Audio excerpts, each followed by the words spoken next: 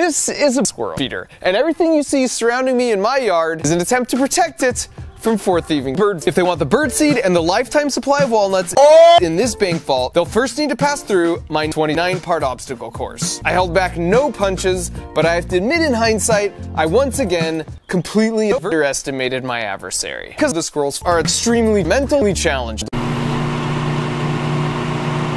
And truthfully, I never thought I'd be that crazy guy in the neighborhood obsessing over this build montage.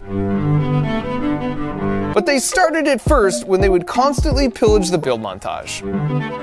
Here are the basic elements. For starters, here's their favorite casino, the end of the course, and it's sitting atop Fort, the most secure vault in the western United States. Now, since birds can't fly, they can't come and go, and so the first challenge is this casino, which may seem like an odd choice until you realize that I love to gamble.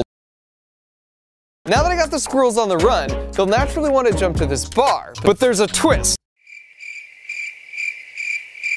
It turns out it doesn't work like it actually doesn't work. I think is gonna give me some problems. But if they can figure this out, they'll jump into this crate. And the good news is that it's filled to the brim with bricks, which is their favorite food. And I know this because I tested a bunch of different options, and they always went with the bricks first. Once you add a little weight to the system, the helicopter starts moving. But the bad news is that the squirrels are on the hefty side and are fat. All 4 squirrels have names, and more importantly, all 4 squirrels have names. And more importantly, they all have specific roles to play. Starting with everyone's favorite, Fat Gus, who of course is fat. Next up is Fat Rick. He's not the acrobat. And then we've got Fat Marty. He's the hacker. And finally, we've got not Fat Frank with logistics. A good heist starts with a good plan. The helicopter stops next to this wall, which seems simple enough, except that the bricks randomly move and adjust themselves in and out. And of course, at any time, if they fall off,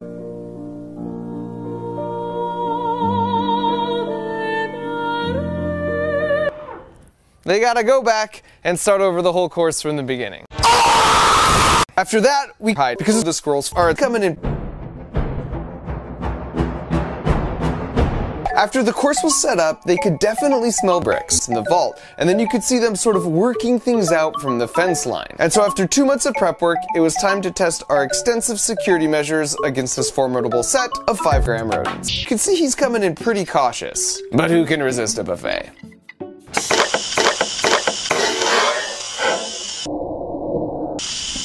And at this point, Fat Gus is like, I'm gonna need that crate of bricks. Let me show you how it's done.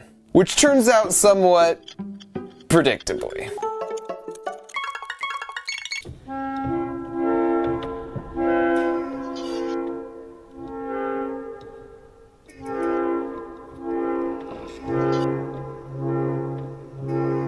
And now's a good time to remind ourselves that squirrels are one of the few mammals that can't survive a fall from any height. But just in case, you okay, Rick?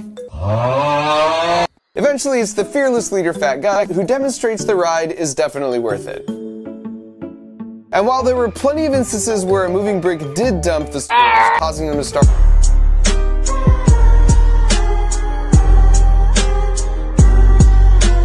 which is a lovely segue back to the squirrel hideout, where the heist was really just picking up steam.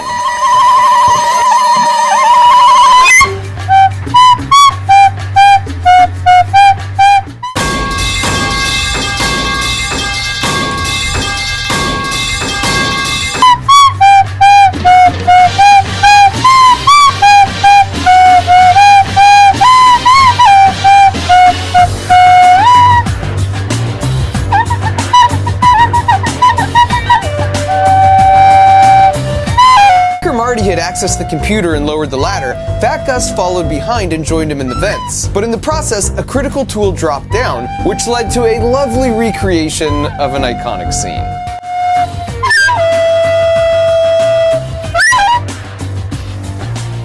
Which brings us to the laser maze. Here's Acrobat Rick's first approach, and he's like, yeah, that's sus. And just as expected, he climbs on top of the tube, and he's like, yeah, I totally got this. When in fact, he didn't have it. In real time, it happens so fast. So then Rick's like, fine, I'll use the stupid tube like a normal squirrel. What?